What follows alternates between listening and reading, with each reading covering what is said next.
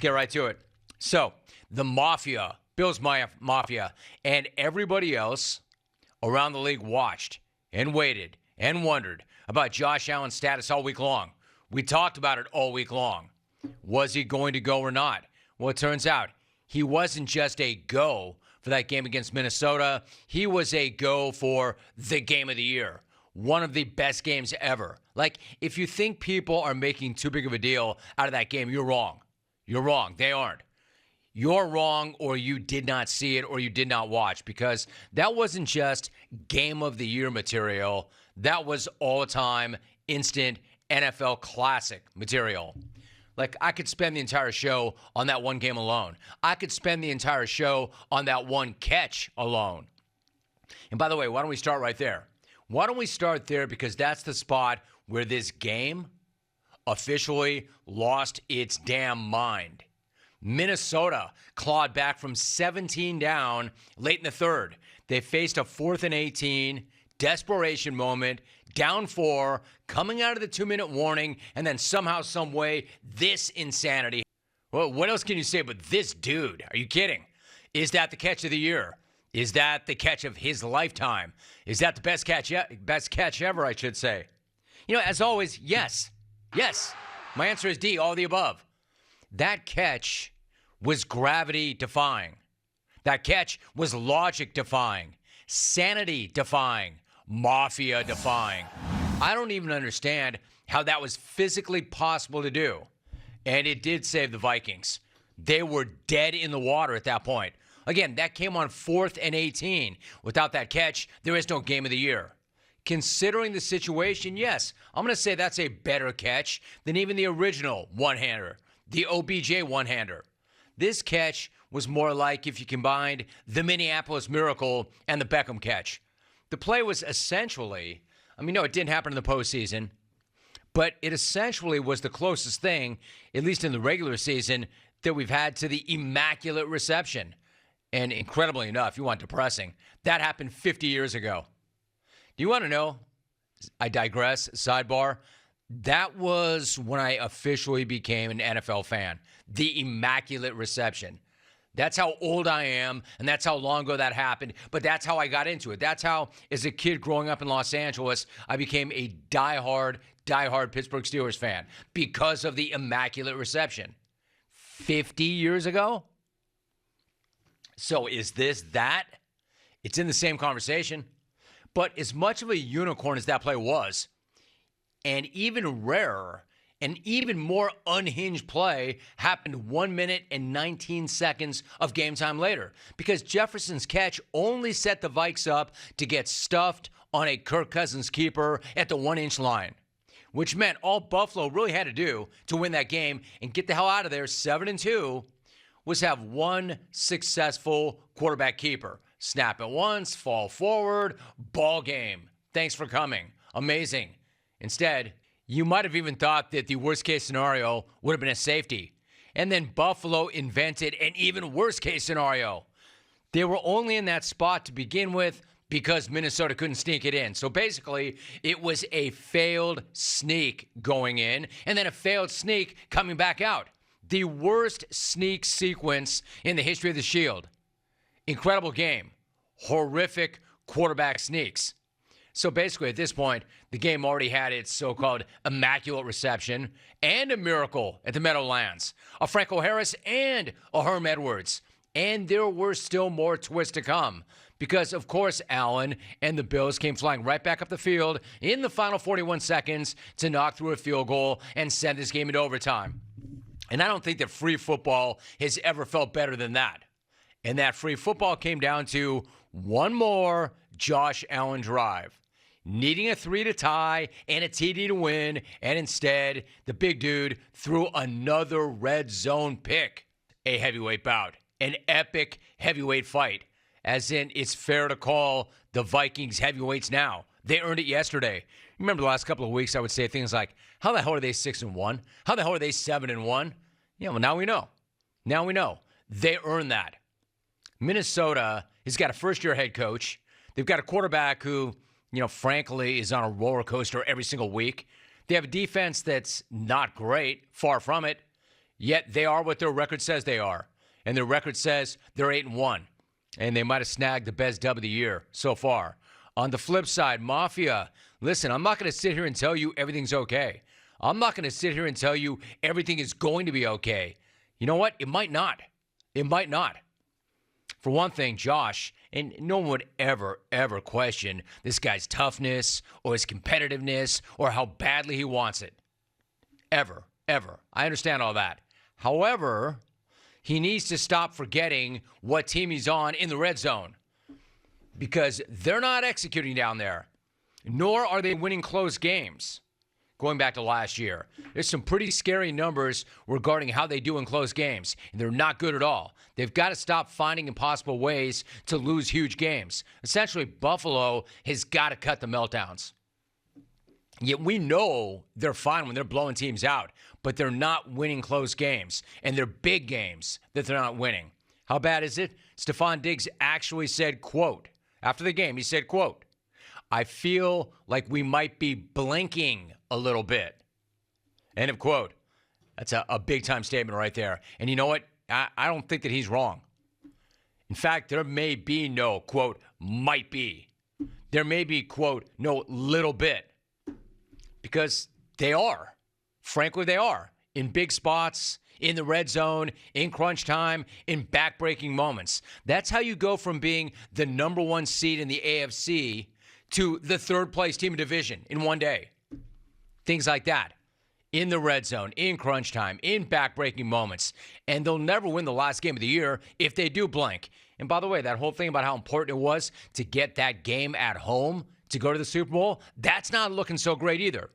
Yes, they somehow made it back from the last 13 seconds after they blinked against the Chiefs. But there's only so much blinking this team can survive. That blink may have been on the defense. This blink may have been on Josh Allen. Holy crap.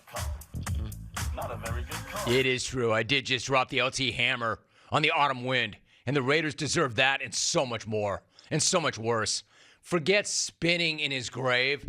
Al Davis is firing up the overhead projector from his grave. If that dude were around, Josh McDaniels would never have made it off the field yesterday. Because Josh McDaniels seriously did just lose to Coach Bra. A dude, Jim Irsay, pulled out of a TV studio in Bristol. A dude who had never coached in a game at the NFL level. A dude who had never coached even at the college level. A dude who was still in that studio when the week started. Coach Bra was shouting on TV and talking crap on Twitter less than a week ago. I got no problem with it. That was his job. That's what they were paying him to do. Shout on TV and talk crap on Twitter. And now the guy's 1-0 and the author of one of the great tweets in recent memory, because 2 weeks ago he did tweet, quote, Raiders look horrible. And of course that tweet is everywhere right now, both because it's an epic own and because it's undeniably true. It was true 2 weeks ago. It was true yesterday. It's been true all season long. The Raiders do look horrific. They are horrific. I mean, that is catastrophic. I mean, credit to Saturday for somehow pulling that off and having that great energy and enthusiasm. But are you kidding me? The Raiders made Matt Ryan look like Lamar Jackson. Tell me that old man didn't get out and scamper 37 yards. I mean, I'll give Jeff Saturday this, if I have to. Going back to Matt Ryan was a tone-setting move. They don't win that game without Matt Ryan. It was the area where the Raiders were supposed to have a massive advantage in this game. QB, passing attack. Instead, again, Matt Ryan looked like Lamar Jackson. And Derek Carr himself wound up crying at the post-game podium. I like Derek Carr. I always have. Always will. But I have never seen anything quite like that. I mean, I'd probably cry too if I lost to Jeff Saturday's Colts. But the clip does make you wonder, right? The hell is going on with the Raiders? How the hell did this happen? How did they get to this point? And even if it was a lost cause, and there was never a full buy-in with Josh McDaniels. Whatever was going on, how do you lose that game? Again, to a guy who has never coached in the NFL or even in the college game, the guy they wanted to call the plays did not take the job because they didn't offer him more money. So he said, I'm not doing it. So they let somebody else do it who had never done it, who was 30. And then they went into the Raiders' house and beat them? I mean, that is a freaking disaster. That cannot happen. And it did. I mean, whatever the hell it is they're doing or taking to sleep or to practice, whatever it is he was talking about, it ain't working. I mean, they're pathetic.